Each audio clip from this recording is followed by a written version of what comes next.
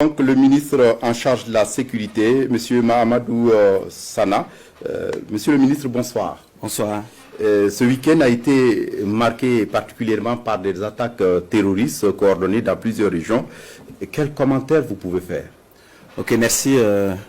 Permettez-moi de rendre un hommage vibrant à toutes ces forces combattantes, FDS comme VDP, qui sont très engagées sur le terrain et qui font montre d'engagement et de détermination sans faille sur le théâtre des opérations, et ce qui nous permet également de faire la reconquête du territoire.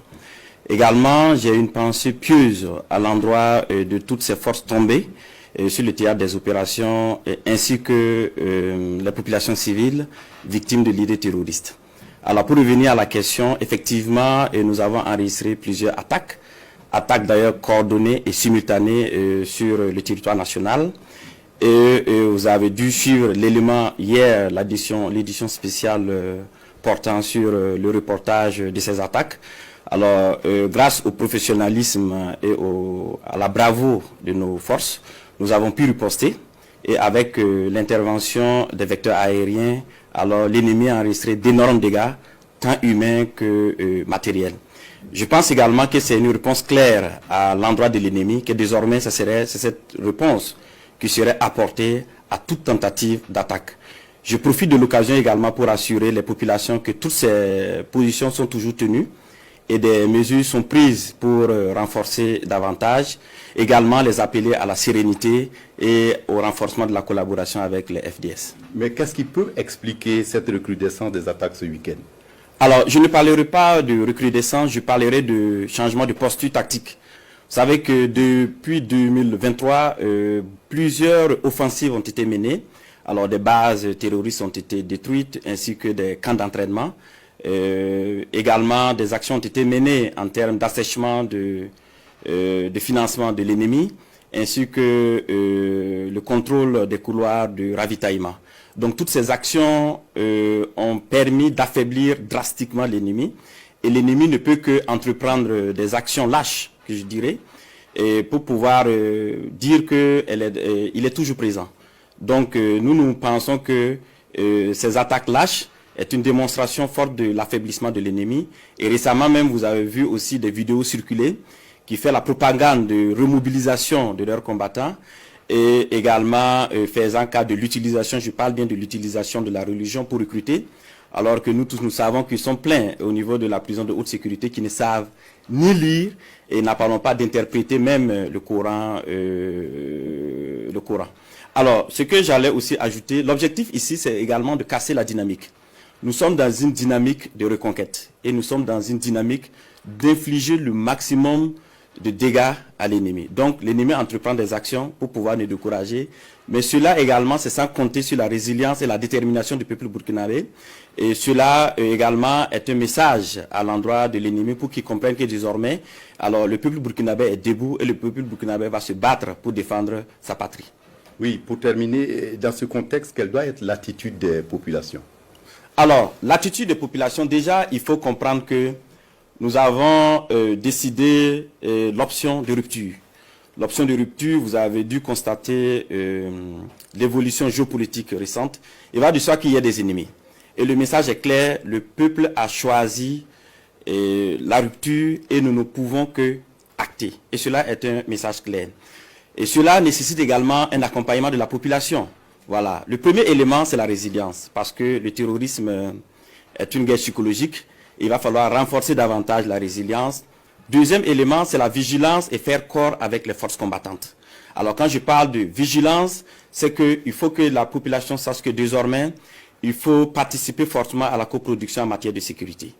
Et cela à travers les dénonciations des individus suspects, le signalement d'objets suspects.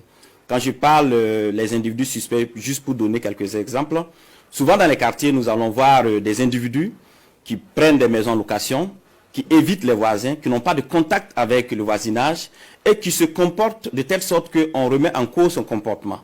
Donc cela, c'est des cas à signaler.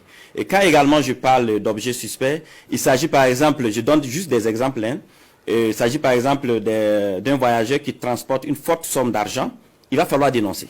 Voilà. Alors il suffit seulement de se mettre dans une posture de réflexion est-ce que le comportement de l'individu qui est en face de moi est un comportement suspect? Et à partir de là, vous aurez les réponses. Et si cela nécessite une dénonciation, il va falloir le faire. Également, ce qu'il faut éviter, il faut éviter les complicités passives ou actives. Alors, quand je parle de complicité active, il s'agit des individus qui délibérément appuient en fait ses ennemis à pouvoir atteindre leur objectif, notamment dans le transport, de la logistique ou bien dans l'appui, aide ou financement de certaines actions. Alors, également, je parlais tout à l'heure de la complicité passive. Alors là, il s'agit du profil bas. Ça veut dire que des comportements suspects peuvent être détectés, mais certains citoyens se diront, bon, ce n'est pas mon travail et que c'est le travail des FDS. Et je tiens à souligner ici que le code pénal est clair. Alors, tout complice est sanctionné à la hauteur, au même titre que l'auteur. Donc, cela également, c'est un message.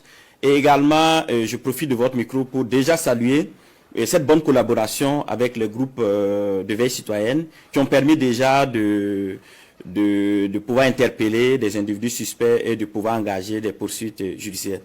Je ne saurais terminer sans parler également de l'appui des populations à l'organisation du terrain. Vous savez qu'en matière de lutte contre le terrorisme, l'infrastructure devrait pouvoir atténuer la menace avant que le combattant ne s'engage. Alors, de façon concrète, il s'agit de quoi? Il s'agit pour les populations d'aider les forces à pouvoir faire de la fortification autour de leur position, notamment les tranchées. Quand l'ennemi vient, il fait l'évaluation, il voit qu'il y a une tranchée qui l'empêche d'atteindre sa cible, il va de sorte que l'ennemi replie. Ou bien quand l'ennemi vient, il trouve que le combattant il est dans une posture où il ne peut pas l'atteindre parce qu'il y a des obstacles ou des postes de combat, il va de sorte que l'ennemi replie et que le combattant puisse s'engager davantage. Et le dernier message, c'est surtout à l'endroit des citadins. Voilà, le comportement de nos populations dans les villes. Tout part des villes.